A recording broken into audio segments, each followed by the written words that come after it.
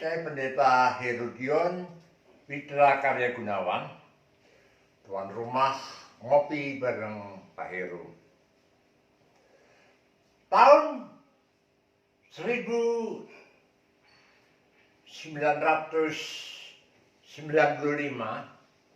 saya pindah dari Purwodadi Grobogan ke kota Surabaya. Saya belum terlalu kenal kota itu, juga jalan-jalan dan rambu-rambunya. Nah, pada suatu pagi saya mengendarai mobil sendirian, tidak membawa penumpang, dari arah rumah sakit dulu namanya RKZ, ya, zaman Belanda RKZ, di Jalan Dr. Sutomo menuju ke perempatan, ada perempatan. Dan saya hendak ke BCA, Bank Sentral Asia. Dan saya tahu bahwa BCA itu letaknya di Jalan Dr. Sutomo, tapi juga bisa tembus ke jalan belakangnya. Dan saya ingin lewat jalan belakangnya itu. Maka di perempatan itu ketika lampu merah, saya berhenti. Saya perhatikan bahwa di depan lampu lalu lintas itu, merah, hijau, kuning itu, ada tanda dilarang putar balik. Cuma itu. Dan saya lihat di aspal ada panah cabang dua. Yang satu lurus, yang satu menuju ke kanan. Kemudian saya lihat di tengah itu, jalan itu dibagi dua.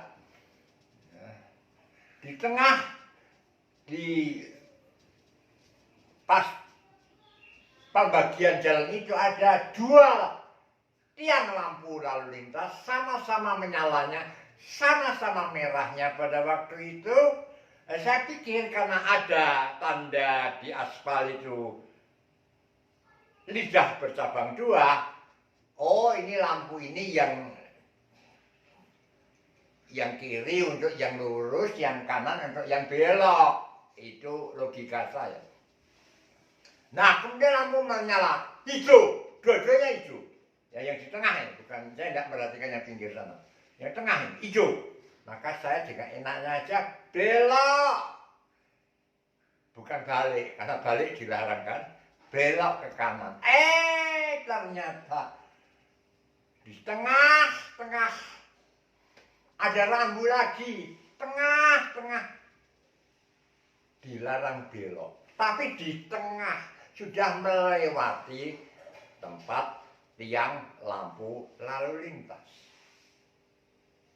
Ketika saya sampai di BCA, ada polisi yang buntuti saya dan meminta SIM, STNK, dan bilang nanti Bapak ke pos. Yang mana Pak? Ya itu tadi, di mana Anda melanggar.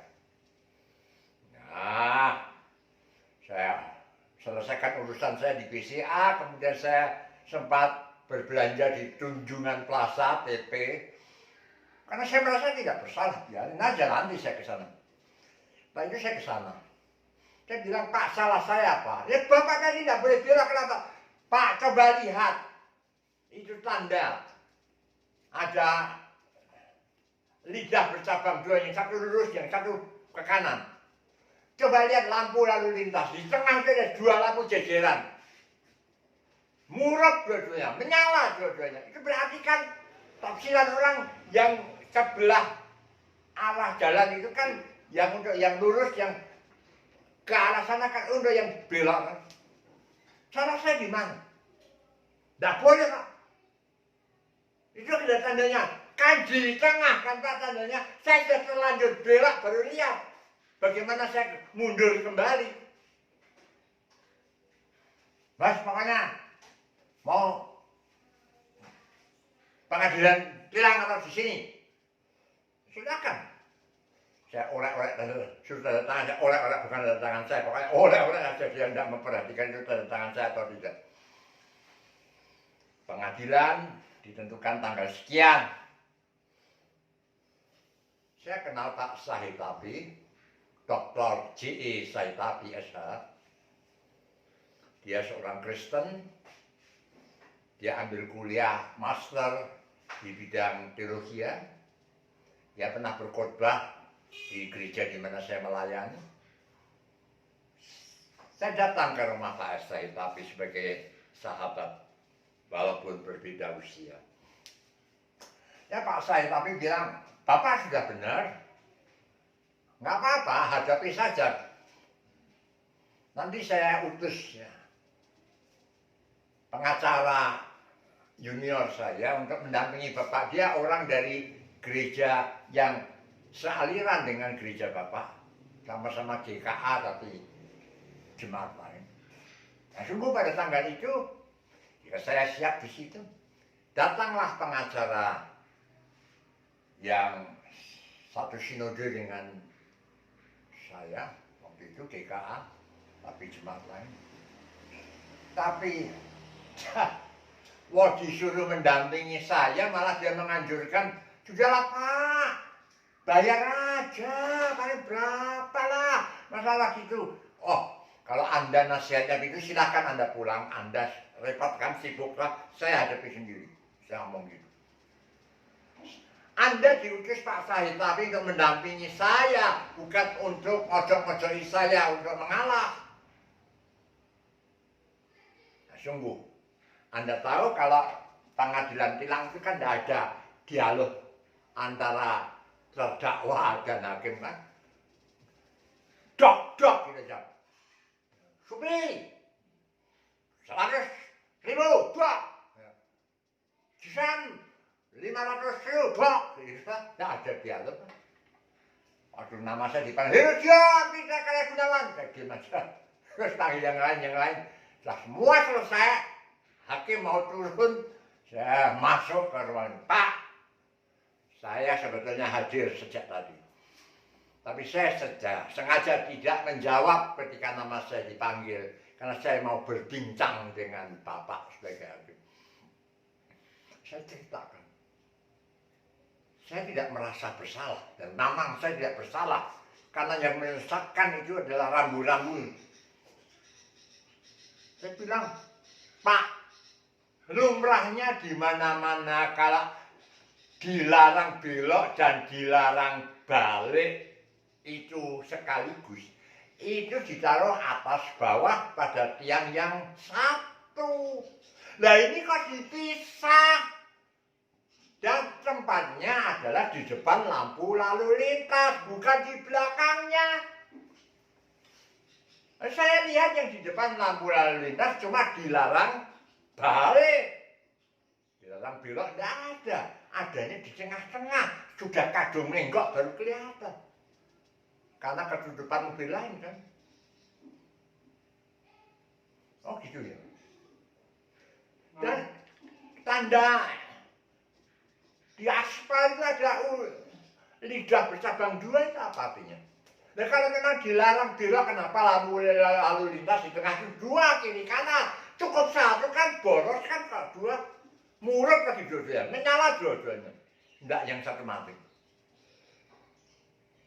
Oh Pak, kata hakim itu, ini saya baru dengar dari Bapak. Saya sebagai hakim harus adil. Apakah Bapak berkenan datang lagi pada hari lain, sementara saya panggil petugas polisi yang waktu itu menilang Bapak? Oh, silakan Pak, 1000 kali pun saya layani demi kebenaran. Nah, sungguh, ditentukan tanggal berapa, polisi itu datang. Saya datang. Ketika saya terangkan begitu, setelah Pak Hakim menyela, benar Pak? Tanya pada polisi, petugas polisi. Benar. Kenapa begitu? Ya karena dulu pernah boleh belok kanan, kemudian dilarang. Nah, hakim bilang, kalau dilarang kenapa tanda lidah bercabang dua itu yang belok tidak dihapus. Kok masih? Ya karena dulu boleh Pak, sekarang tidak boleh, kok tidak dihapus. Kemudian apakah benar lampu lalu lintas itu dua tiang jejer, menyala dua-duanya? Benar. Kenapa begitu? Karena dulu boleh belok. Nah sekarang tidak boleh. Nah kenapa tidak dipateni saja, dicopot saja, diambil saja tiang yang satu yang menyesatkan itu? Nah kemudian benarkah bahwa tanda dilarang belok kanan itu ditaruh di tengah, bukan di bawah tanda dilarang balik atau di atas dilarang balik? Benar. Kenapa begitu? Karena dulu boleh, baru sekarang ditambahin tanda. Kenapa ditaruh di tengah? Ya dulu boleh, soalnya Pak baru belakangan ini tambahin tanda itu. Nah itu namanya kan menyesatkan, kan? Menjadikan orang umpan toh untuk para anggota polisi. Maka saya perintahkan polisi yang berdalih, itu bukan tugas polisi Pak, itu tugas DLLAJR. Ya betul. Tapi saya tugaskan Anda untuk memberitahu pihak DLLAJR, membetulkan rambu-rambu yang keliru itu. Dan saya diputuskan bebas murni. Ketika saya mengambil SIM STNK saya yang ditahan di Panitera, polisi itu masih duduk di situ, jejer paniteranya. Paniteranya pada waktu itu mau membujuk hakimnya untuk menghukum saya, kan hakimnya nggak mau dipengaruhi oleh paniteranya. Saya bilang, Pak, maaf ya, saya ngerepotin Bapak ya. Walaupun dalam hati saya bilang, kamu ngerepotin saya. Sudah saya kasih tahu, saya tidak salah, kamu maksa-maksa. Dengan muka merah padam, polisi itu manggut-manggut. Kemudian saudara, ketika saya ikut latihan paduan suara di gereja di mana saya melayani, dan saya cerita soal itu, apa tanggapan panitia, bukan panitia, penatua, anggota majelis gereja saya? Bapak, kok repot-repot gitu, apa? Waktu Bapak habis, buat parkir habis. Saya bilang, saya tidak keluar parkir kok. Saya titipkan di DKI Emmaus, Jalan Argopuro itu dekat dengan kantor pengadilan. Kenapa? Gini aja kok repot. Demi kebenaran repot. Nah itu adalah pragmatisme. Orang seringkali berpikir pragmatis. Wah, buat apa repot-repot? Kenapa banyak terjadi kong kali kong, korupsi, ya, uang suap? Karena pragmatisme. Daripada repot-repot, sogok saja beres, ya kan? Daripada harus ujian SIM, ujian praktek, suka-suka, kasih duit saja beres, ya. Kasih uang habis perkara, KUHP. Pragmatisme, betapa berbahayanya sikap, pandangan hidup semacam ini.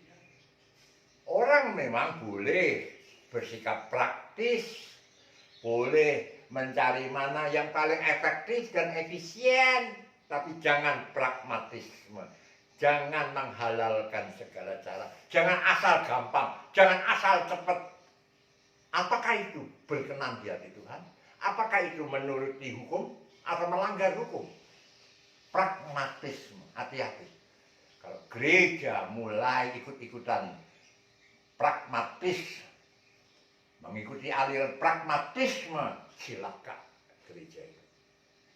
Ya tidak akan bisa memancarkan terang kebenaran Tuhan. Sekian, sampai berjumpa dalam acara yang lain. Kalau Anda menyukai acara ini dan dapat berkat, tekanlah tanda jempol ke atas di HP Anda dan subscribe. Kemudian bagikan, share, forward ke grup-grup yang Anda ikuti, sama famili, saudara sepupu, saudara kandung, saudara ipar, tetangga-tetangga, kenalan semua saudara. Semua jadi berkat. Sampai ketemu lagi. Tuhan memberkati.